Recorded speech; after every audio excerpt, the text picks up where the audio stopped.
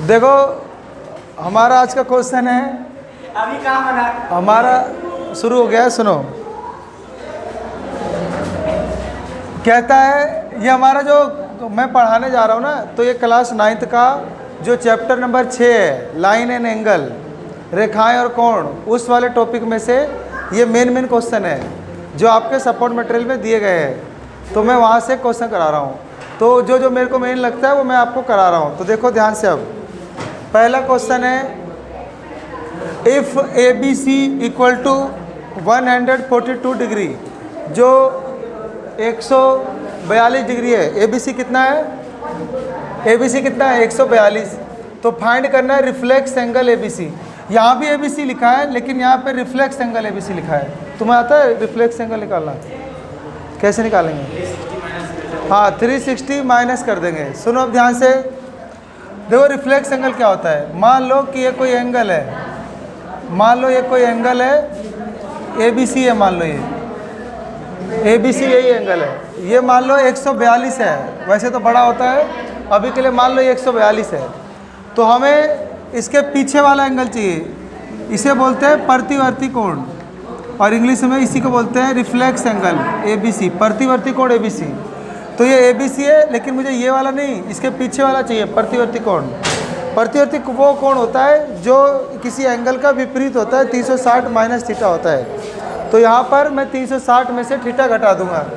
तो यहाँ पे क्वेश्चन में मुझे रिफ्लेक्स निकालना है, तो फॉर्मूला याद कर लेंगे कि रिफ्लेक्स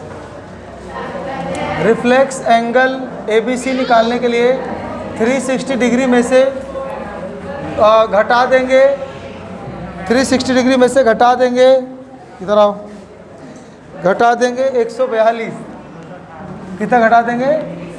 इसको घटाओ, अब बताओ घटाओ कितना आ रहा है, घटाओ 218 ही आ रहा है, 218 आ रहा है। चलो 218 आपका आंसर हो गया।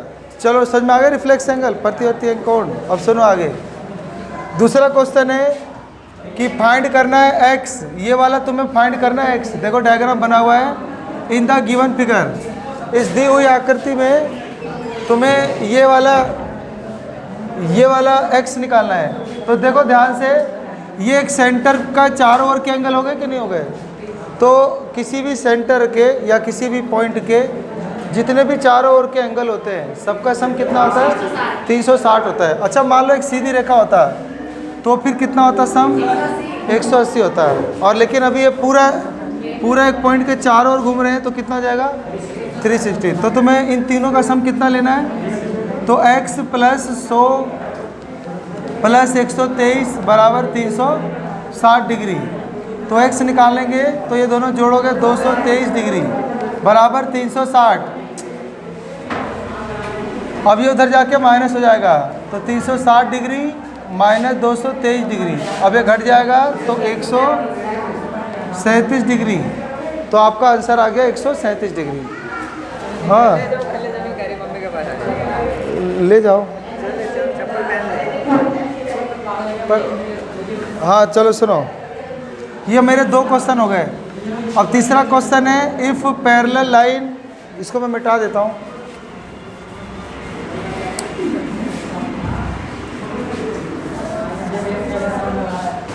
सुनो, कहता है if 2 parallel line intersect by a transversion.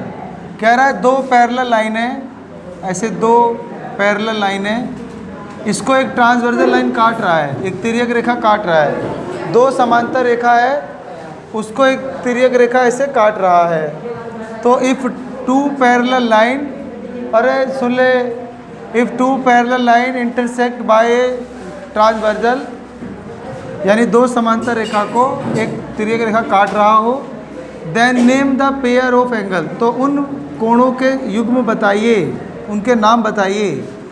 Form that are equal, जो इक्वल बने होंगे। तो मैं लेट कर लेता हूँ कि एम और एन ये 2 पैरेलल लाइन है और ये एल एक ट्रांसवर्जल लाइन है। अब यहाँ पे एंगल बन रहा है, मान लो 1 2 3 4, और ये भी एंगल बनेगा 5 6 7 8। तो आपसे बस वो वाला पेयर पूछा है जो इक्वल है, तो तुम बताओ कौन सा इक्वल है? 2 6 के बराबर है कह रहा है, सही कह रहा है ना। देखो ऐसे एक एल बन रहा है और ये एल बन रहा है, तो 2 और 6 बिल्कुल बराबर है, तो 2 और 6 क्या है, बिल्कुल बराबर है। अब अच्छा 2 और 6 क्यों बराबर है?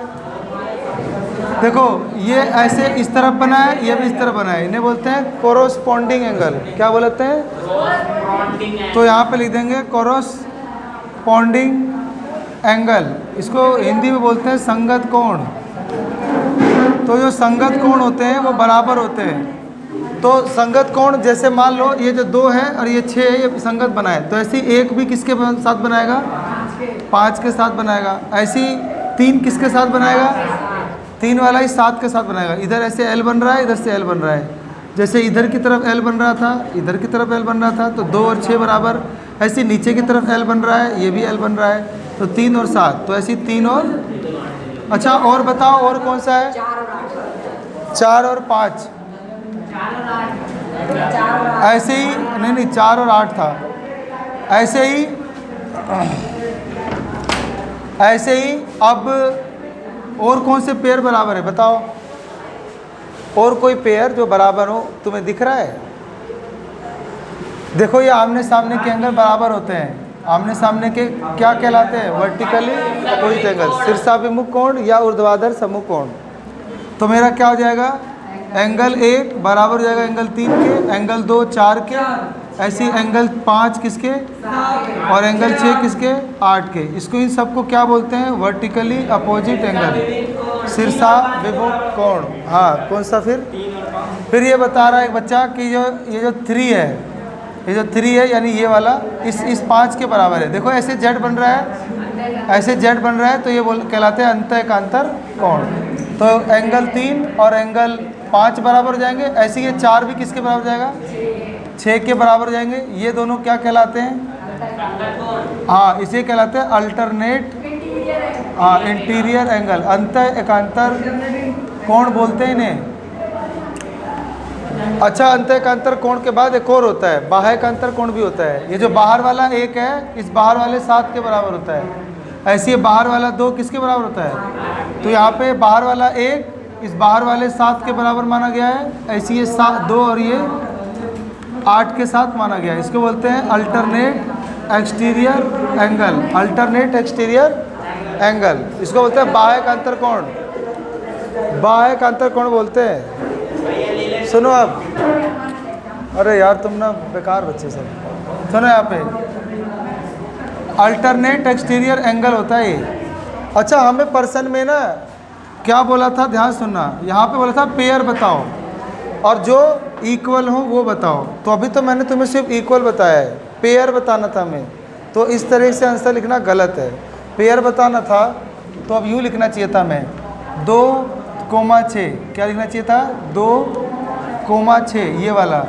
ऐसे ही 1,5, ऐसे ही 3,7, 4,8 ये लिखते कोरस्पॉन्डिंग एंगल है। फिर यहाँ लिखते कोरस्पॉन्डिंग एंगल। फिर ऐसे ही बाकी के पेयर जैसे ये वाले लिखते वर्टिकली अपोजिट एंगल। फिर ये वाले लिखते कि एंगल 3 और एंगल 5। तो ये भी क्या है? 3, 5 ये क्या बना रहे हैं? Alternate interior angle. फिर ऐसे ही और भी पेयर जो होते अल्टरनेट एक्सटीरियर एंगल। तो आज को ऐसे बताने चाहिए थे। समझ में आ गया? तो कौन कौन से एंगल हुए? Corresponding angle, vertically opposite angle, alternate interior angle और एक ये वाला अल्टरनेट एक्सटीरियर एंगल। ये आपको 4 बताने थे यहाँ पे। समझ में आ गया? तो आगे बता रहा हूँ मैं।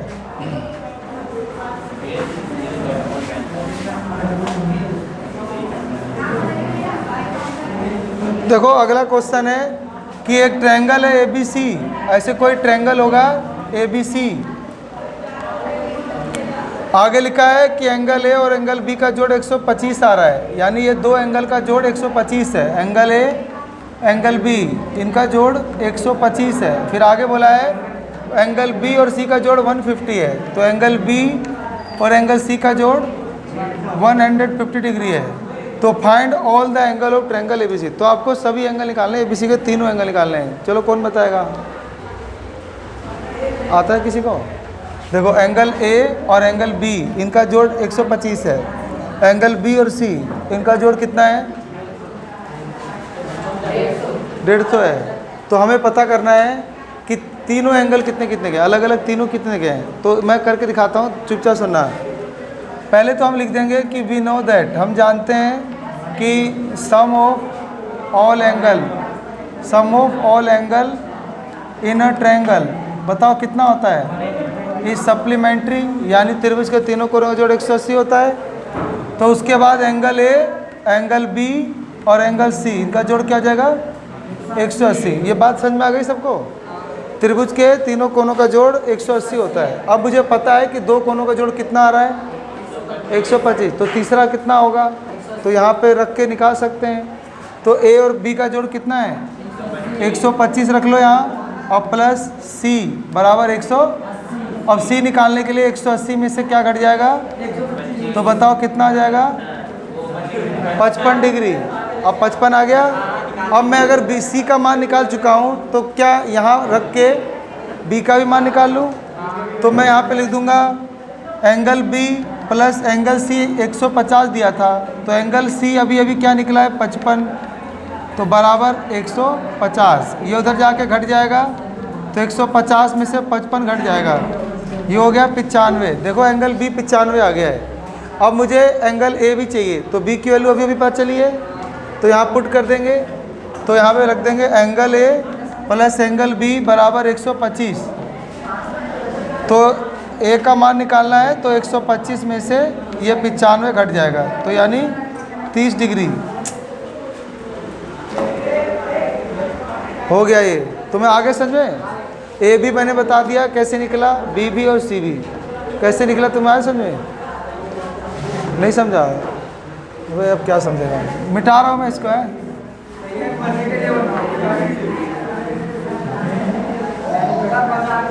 चलो सुनो, अभी तुम्हारा मजाक कराता हूँ। लिखा है इफ टू पैरेलल लाइन, ये वाला क्वेश्चन ध्यान से सुनना, ये कल इसका टेस्ट लूँगा मैं। कहता है कि if two parallel line are intersected by a transversal. अब कह रहा है कि दो पैरेलल लाइन है, उनको ऐसे काट रहा है, एक ट्रांसवर्सल लाइन ऐसे काट रहा है। तो इफ टू पैरेलल लाइन यानी दो समांतर रेखा को आर इंटरसेक्टेड बाय ट्रांसवर्सल यानी एक तिर्यक रेखा काट रहा है, देन प्रूव दैट, अब प्रूव करो, सिद्ध करो, the bisector of the interior angle on both side. अगर हम बाइसेक्टर खींचें इंटीरियर एंगल का, दोनों तरफ खींचें बोथ साइड, यानी मैं इस एंगल का बाइसेक्टर खींचूं, इस एंगल का बाइसेक्टर खींचूं, इस एंगल का बाइसेक्टर खींचूं, तो इस एंगल का भी बाइसेक्टर खींचूं, तो एक डायग्राम बन जाएगा। तो बोलता है कि वो एक रेक्टेंगल बनाता है, तो both side of transversal form a rectangle. तो यानी जब मैं इस एंगल का बाइसेक्टर खींचूंगा, इस एंगल का बाइसेक्टर खींचूंगा, इस एंगल का बाइसेक्टर खींचूंगा और इसका भी बाइसेक्टर खींचूंगा, तो ये जो डायग्राम बनेगा प्रूव कर रहा है कि ये रेक्टेंगल है, यानी एक आयत है।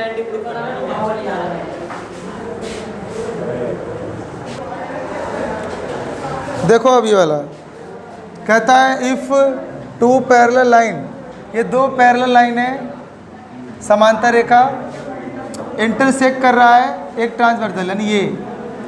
फिर कहता है प्रूव करो the bisector of the interior angle on both side of transversal. Transversal के जो दोनों तरफ के जो एंगल हैं, यानी ये अंदर वाला और ये अंदर वाला, तो ये जो ट्रांसवर्सल है ना, इसके दोनों तरफ के जो एंगल हैं, यानी इस साइड वाले और इस साइड वाले, अगर इन एंगल का हमने बाइसेक्टर खींचा, इसका बाइसेक्टर खींचा, इसका बाइसेक्टर यानी समद्विभाजक और इसका भी समद्विभाजक खींचा, तो ये एक रेक्टेंगल यानी आयत बनाता है। हाँ, अगर मैं बस इसको एक 90 प्रूफ कर दूं, इसको 90 प्रूफ कर दूं, इसको 90 प्रूफ कर दूं, तो ये रेक्टेंगल हो जाएगा।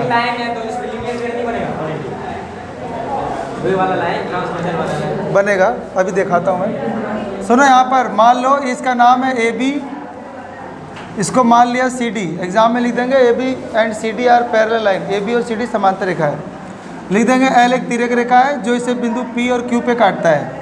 फिर लिख देंगे माना कि ये जो एंगल है ए पी क्यू, इसका जो बाइसेक्टर है वो बिंदु ई है, ऐसे ही इसका भी बाइसेक्टर है जो बिंदु एफ है। तो हमें प्रूव करना है कि ई Q F P is a rectangle. तो मैं यहाँ लिख दूंगा टू प्रूव दैट, यानी सिद्ध करना है कि ई Q F P is a rectangle. इसको ना रेक्टेंगल माने आयत प्रूव करना है, आयत प्रूव करना है इसको। अब देखो कैसे होगा। अब क्या होगा कि ये सीधी रेखा है, तो लिखेंगे कि ये सीधी रेखा है और इस पे दो एंगल बन रहा है, A P Q, angle A P Q, A P Q और plus B P Q, B P Q, दोनों का सम कितना होगा? क्योंकि ये सीधी रेखा है, लीनियर पेयर, तो यहाँ लिख देंगे लीनियर पेयर यानी रैखिक युग्म। तो हमने इस वाले एंगल को उठाया और इस वाले को उठाया, क्योंकि सीधी रेखा जा रही है तो इन दोनों का सम कितना होने वाला है? 180। अब मुझे यहाँ पे इस एंगल का बाइसेक्टर खींचा गया है, इसका बाइसेक्टर खींचा गया है, तो इसको दो से डिवाइड कर दिया। दो से डिवाइड करने से मुझे इस एंगल का हाफ मिल जाता है। इस एंगल का हाफ मैं अंदर वाला ले रहा हूँ जिसका नाम एंगल 1 है, और इस वाले एंगल का हाफ मैं 2 मान लेता हूँ, तो एंगल 2 है, बराबर 90 आ जाएगा, 180/2। अब ये दोनों जुड़ जाएगा तो क्या बन जाएगा? E P F. तो मेरा ई पी एफ सीधा 90 आ गया, इक्वेशन फर्स्ट। मैंने यानी इसको 90 प्रूव कर दिया। इसी तरह मैं इसको भी तो 90 प्रूव कर सकता हूँ। अगर मैं यूँ लूँ P Q D plus P Q C और दोनों को जोड़ के 180 लिख दूंगा और 2 से भाग दे दूंगा, तो मेरा सेम ऐसे आ जाएगा 3 और 4। तो 3 और 4 देयरफॉर लिख देंगे, यानी इसी प्रकार 3 और 4 का जोड़ भी 90 आ जाएगा, और 3 और 4 का नाम हो जाएगा ई क्यू एफ। तो एंगल ई क्यू एफ 90 आ गया। बोलो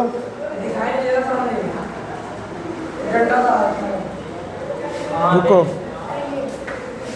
थोड़ा सा, तुम साइड होके भी तो देख सकते हो ना। अरे यार थोड़ा साइड होके भी तो देख सकते हो, बीच में आ रहा है यार। ठीक है, अब सुनो, अब ध्यान से सुनेंगे। ये इक्वेशन सेकंड आ गया। अब ध्यान से सुनो, ये ध्यान से देखना, ए पी क्यू, ये वाला एंगल ए पी क्यू बराबर होगा, ये जो ए पी क्यू है ये ऐसे जेड बना रहा है, तो ए पी क्यू बराबर होगा पी क्यू डी, बराबर होगा पी क्यू डी। ये दोनों क्यों बराबर होंगे? ये ऐसे जेड बन रहा है ना, तो क्या होता है जेड बन रहा है? ये होता है अल्टरनेट इंटीरियर एंगल, यानी अंतः का अंतर, ये दोनों बराबर हो गए, तो इनके आधे भी क्या होंगे? बराबर होंगे। जब ये अल्टरनेट इंटीरियर एंगल, इनके आधे भी क्या होंगे? तो इस एंगल का आधा एंगल 1 और इस एंगल का आधा एंगल 3, तो एंगल 1 बराबर क्या हो गया? एंगल 3। बोलो बात समझ में आ गया? एंगल 1 बराबर क्या हो गया? अब ध्यान देखो, एंगल 1 एंगल 3 हो गया, तो ये भी तो जेड बना रहे हैं, अभी भी जेड बना रहे हैं, तो लिख देंगे ना कि मेक्स, ये लिख देंगे it makes alternate interior angle. अगर ये अल्टरनेट इंटीरियर एंगल बनाता है तो इसका मतलब ये पैरेलल हो गया, ये दोनों क्या हो गए? तो ई पी यानी E P parallel to Q F, ये पैरेलल हो गया, और ये ट्रांसवर्सल लाइन हो गया पी क्यू। तो लिख देंगे and P Q is transversal line. दोबारा सुन लो, A P Q plus P Q D, इन दोनों का, ये दोनों ना अल्टरनेट एंगल बना रहे हैं। अगर हम इनको 2 से डिवाइड करें तो एंगल 1 और एंगल 3 बराबर मिलता है, और ये भी जेड बना रहे हैं और ये भी जेड बना रहे हैं, तो मतलब ये दोनों पैरेलल हो गए। बस इसी प्रकार अब दूसरा वाला लिखेंगे, तो मेरे को ऐसे मिलेगा एंगल 2 और 4, ये भी अल्टरनेट बना रहे हैं, तो ये भी क्या हो जाएगा? पैरेलल हो जाएगा। तो लिख देंगे देयरफॉर, तो देयरफॉर यानी ये वाला लिख देंगे, ये पी एफ और ये ई क्यू, ये भी पैरेलल हुए, तो पी एफ और ई क्यू ये भी पैरेलल हुए। अब ध्यान से सुनना, ये सामने वाली भुजाएं पैरेलल और ये सामने भुजाएं वाली क्या हो गई? पैरेलल। तो ये आमने सामने वाली पैरेलल और ये आमने सामने वाली, तो ये पैरेललोग्राम बन गया। तो मैं लिख दूंगा हेयर, मैं लिख दूंगा हेयर, हेयर ई एफ यानी ई पी पैरेलल हो रहा है सामने वाले क्यू एफ के, और ई क्यू पैरेलल हो रहा है पी एफ के। ई क्यू पैरेलल हो रहा है पी एफ के और ई पी पैरेलल हो रहा है क्यू एफ के। अब आमने सामने यहाँ पैरेलल हो रही है तो लिख देंगे एग्जाम में we know that if opposite side are parallel then it is form a parallelogram. तो आपको हो जाएगा E Q F P is a parallelogram. ये पैरेललोग्राम हो गया ना। अब तुमने पढ़ा होगा एक पैरेललोग्राम जो होता है उसमें आमने सामने के एंगल इक्वल होते हैं। तो अभी हमने देखा कि ये 90-90 बन रहे हैं, तो ये 90-90 तो आमने सामने के इक्वल होते हैं। तो जब आमने सामने के दो 90 हो गए तो बगल वाले भी ऑटोमेटिक क्या होंगे 90 होंगे। तो यहाँ पे लिख देंगे कि एंगल P और एंगल Q दोनों 90-90 हो रहे हैं। तो सो ABCD इज अ रेक्टेंगल। तो लिख दोगे कि ABCD जो है एक रेक्टेंगल है। ऐसे करना है। तो बाकी यहाँ पे फ्रॉम फर्स्ट एंड सेकंड लिख सकते हो। फर्स्ट एंड सेकंड में साफ दिख रहा है कि आमने सामने के एंगल 90 है तो ये रेक्टेंगल हो गया।